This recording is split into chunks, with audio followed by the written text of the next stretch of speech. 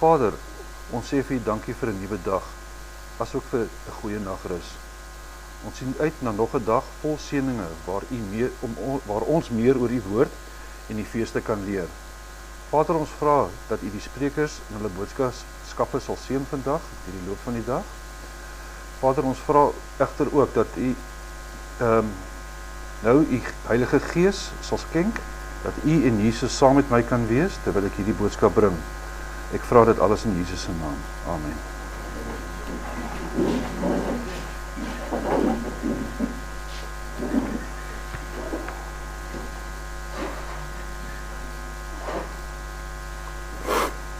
Ek wil graag vir julle ietsie voorlees wat ek gaan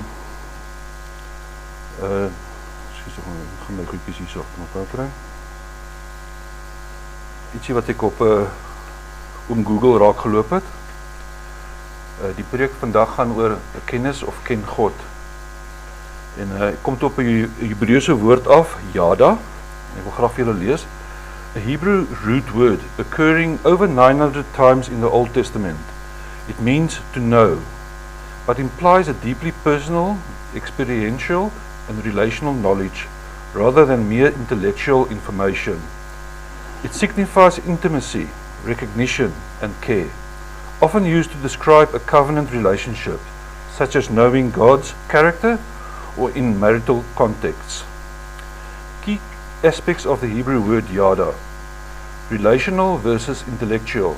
Yada is not just knowing about someone, it is knowing them through experience, relationship and closeness. Knowledge of God. In Scripture, yada God means trusting Him, experiencing His character and being known by Him. Intimacy. It is used euphemistically to refer to sexual intimacy between a man and a woman. Example, Adam knew yada his wife, Eve. A broad application. It can mean to perceive, notice, recognize, know skillfully or acknowledge. Contextual meaning. It is often translated as know, known, perceived or skillful, depending on the context in the Blue Letter Bible. Etymology. It is a primitive root with a derivative da'at, denoting the knowledge gained through this process. The term is often linked with trust, as in Psalm 9:10, where those who yada know God's name can trust in Him. You can read Psalm 9:10 in English, KJV, or in Afrikaans. En hulle wat U naam ken, sal op U vertrou, omdat U die wat U soek nie verlaat nie, o Here. So, ons sit met 'n vraag: wie is God? Dit is die sentrale vraag van ons tyd en baie gelowiges het nie 'n voldoende antwoord daarop nie. Om net van God te weet is nie voldoende vir 'n lewe met God nie. Ons moet Hom persoonlik ken. Daarom moet ons vra, hoe kan ek God ken? Die roeping om God te ken. Wanneer ons praat oor die ken van God, is dit belangrik om te verstaan dat ons nie praat oor abstrakte of spekulatiewe denke oor God of mystieke ervarings nie, maar om lewend tot God te word deur Jesus Christus en onsself aan Hom oorgee in dankbare liefde. In Romeine 12 vers 1, ek vermaan julle dan broeders, by die ontferminge van God, dat julle jul liggame stel as 'n lewende, heilige en aan God welgevallige offer. Dit is julle redelike godsdiens. En Johannes sê dan ook in 1 Johannes 5 vers 12, hy wat die Seun het, het liefde. Wie die Seun van God nie het nie die lewe nie. Ons moet ook verstaan dat om God te ken nie 'n opsionele deel van die Christelike lewe is nie.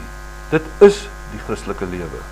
Jesus sê in Johannes 17 vers 3, dit is die ewige lewe, dat hulle U ken, die enige waaragtige God, Jesus Christus wat U gestuur het.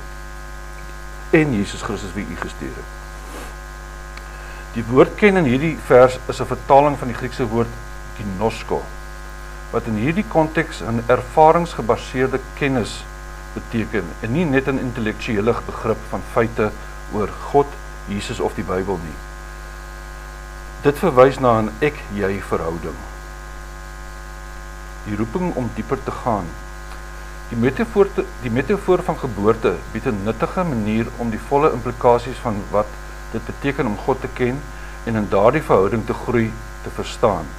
Net soos 'n mens fisies in die wêreld gebore word en deur 'n ontwikkelingssiklus beweeg, van baba na kind, na adolescent en dan na 'n volwassene.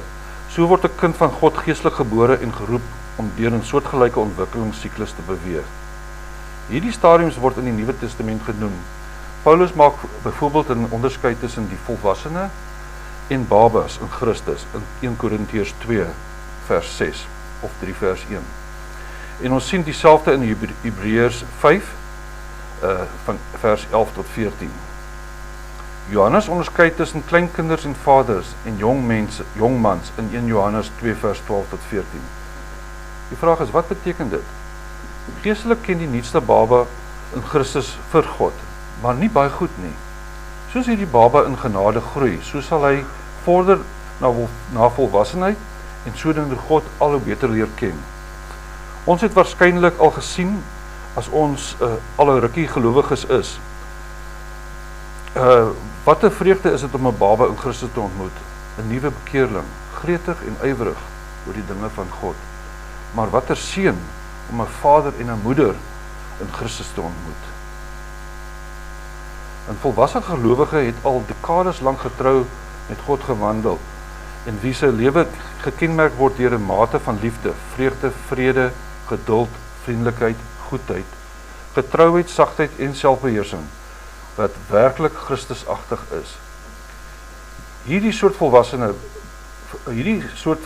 verhouding met God is waartoe elke gelowige geroep word om na te streef.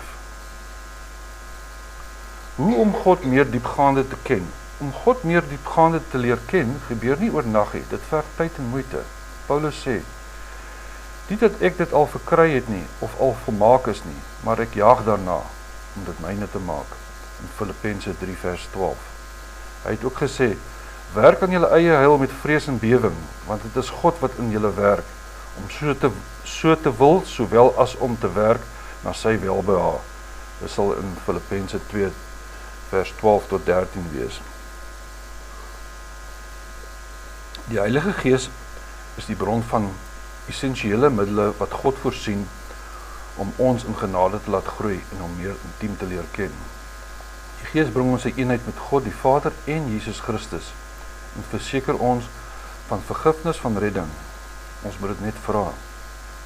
In Lukas 11 vers 13, as julle dan wat sleg is weet om goeie gawes vir julle kinders te gee, hoeveel te meer sal die Hemelse Vader die Heilige Gees gee aan die wat hom bid. In die skrif sien ons, die Heilige Gees is die primêre bron wat die Gees gebruik om ons te laat groei en God meer intiem te leer ken.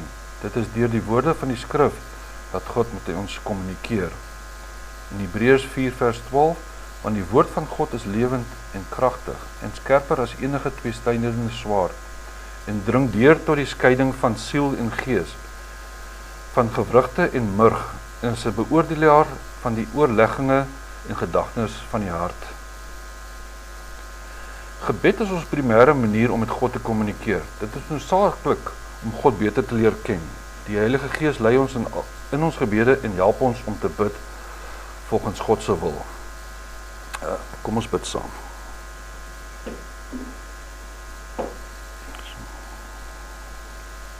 Ekskuus tog ek net vir u.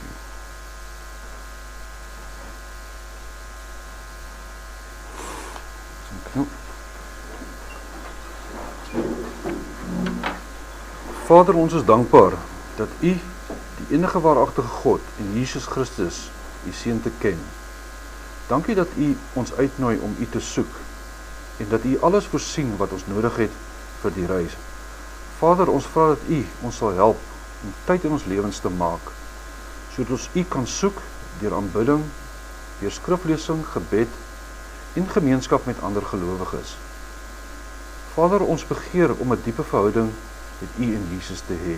Dit is nie altyd maklik nie, veral in vandag se tyd waar alles op en in hierdie vervalle wêreld gerig is om ons aandag te trek en te behou. Ons loof en prys u Seun Jesus Christus, wat hierdie wêreld oorwin het. Want magtiger is die een wat in ons is. Dankie dat u getrou is, en ons is dankbaar dat u ons deur alle uitdagings en beproewinge dra. Ons vra dat u die res van hierdie dag sal seën, die sprekers en die boodskappe wat hulle gaan bring. Vader, ons vra dit met danksegging, ons vra dit alles in Jesus se almagtige naam. Amen. Ja.